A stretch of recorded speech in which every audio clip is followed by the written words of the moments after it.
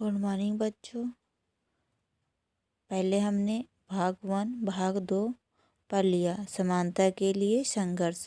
आज हम भाग 3 पढ़ेंगे। ये एक गीत है जो विनय महाजन द्वारा लिखी गई है। इस गीत के माध्यम से मजदूर अपने दुख दर्द को व्यक्त कर रहे हैं। मेरे सपनों को ये जानने का हक रे, क्यों सदियों से टूट रहे हैं। इन्हें सजाने का नाम नहीं, सजने का नाम नहीं। मेरे हाथों को ये जानने का हक रे, क्यों बरसों से खाली पड़े हैं। इन्हें आज भी काम नहीं। मेरे पैरों को ये जानने का हक रे, क्यों गांव गांव चलना पड़े हैं। क्यों बस का निशान नहीं। मेरी भूख को ये जानने का हक रे, क्यों गोदामों में सड़ रहे हैं दाने। मुझे मुट्ठी भर धान अन्य नहीं।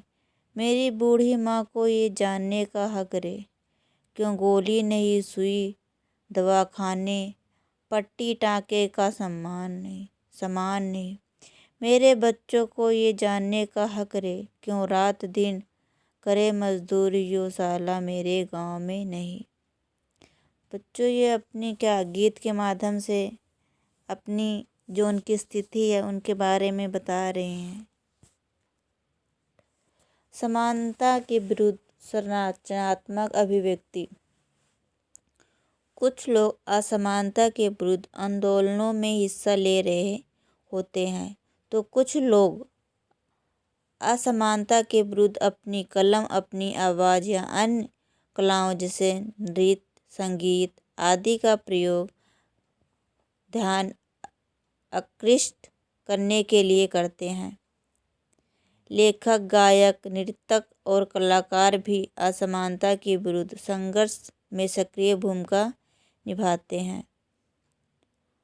अक्सर ही कविताएं, गीत और कहानियां न सिर्फ हमें प्रेरित करती हैं, बल्कि वे समानता में हमारे विश्वास को दृढ़ भी रखती हैं। वे न सिर्फ हमें प्रेरित करती हैं, बल्कि हमें सही दिशा में चलाना भी सिखाती हैं। क्या है लोग, असमानता जो फैली हुई है वो क्या है। कोई लोग क्या कर रहे हैं, नृत्य से अपना व्यक्त कर रहे हैं, तो कोई संगीत के माध्यम से, कोई गायक लेखन लिख के भी अपने दुख दर्द को व्यक्त कर रहे हैं। और समाज में क्या लाना चाहते हैं, समानता लाना चाहते हैं। भारत का संविधान एक जीता हुआ दस्तावेज। न्याय के लिए किसी आंदोलन और समानता के लिए गीत और कविता की तमाम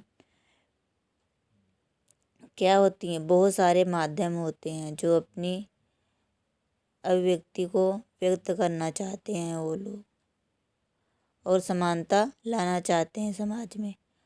आप यह जानते हैं कि भारत का संविधान हम सभी को समान मानता है। क्या भारत का संविधान किसी के साथ कोई भेदभाव नहीं करता। जाति, धर्म, लिंग, किसी के साथ भी कोई भेदभाव नहीं करता। भेदभाव करते हैं तो इंसान करते हैं। देश में समानता के लिए चलने वाले आंदोलनों और संघर्ष अक्सर संविधान के आधार पर ही समानता और न्याय की बात करते हैं। तवा मत्स्य संघ के मछुआरों की दशा का आधार भी संविधान के में किया गया है। अपनी बातचीत में लगातार संविधान का जिक्र करने से वे उसे एक ऐसे जीते हुए दस्तावेज की तरह उपयोग कर रहे हैं जो हमारे जीवन में सचमुच अर्थ रखता हो। लोकतंत्र में कई व्यक्ति और समुदाय लगातार इस दिशा में कोशिश करते हैं कि लोकतंत्र का दायरा बढ़ता जाए और अधिक से अधिक मामलों में समानता लाने की ज़रूरत को स्वीकार किया जाए। क्या है, हमारे समाज में अभी भी असमानता फैली है। जो अमीर लोग हैं वो अमीर होते जा रहे हैं, जो गरीब हैं वो गरीब ही होते जा रहे हैं। तो हमारे समाज में क्या है, असमानता है। अभी समानता अभी नहीं आई है। इस जैसे चित्र में है ये स्त्री है, अपने गीत के माध्यम से अपनी जो उसके साथ बीती है अपनी कहानी बता रही है। जैसा कि आपने पढ़ा, देश की स्वास्थ्य सेवाओं का निजीकरण हो रहा है। निजीकरण हो रहा है तो उसमें क्या है, जिनके पास पैसे हैं वही उसमें जा सकते हैं और अपना इलाज करवा सकते हैं। जिनके पास पैसे नहीं हैं वो क्या है, सरकारी अस्पताल में जाते हैं, वहाँ पे भी उनकी कोई सुनवाई नहीं होती है, लाइन लगाकर खड़े रहते हैं। व्यवसायिक घरानों का बढ़ता दबाव और नियंत्रण, महिलाओं के श्रम को कम मूल्य देना और कपास के किसानों की बेहद कम आय होने से ये सब लोकतंत्र के लिए चुनौतियां हैं। क्या है, अभी भी आपने देखा होगा बच्चों कि जहाँ पे स्त्री और पुरुष काम कर रहे हैं दोनों, तो वहाँ पे क्या है, पुरुषों को ज़्यादा वेतन दिया जाता है और स्त्रियों को कम दिया जाता है। अभी भी ये चुनौतियाँ फैली हुई हैं।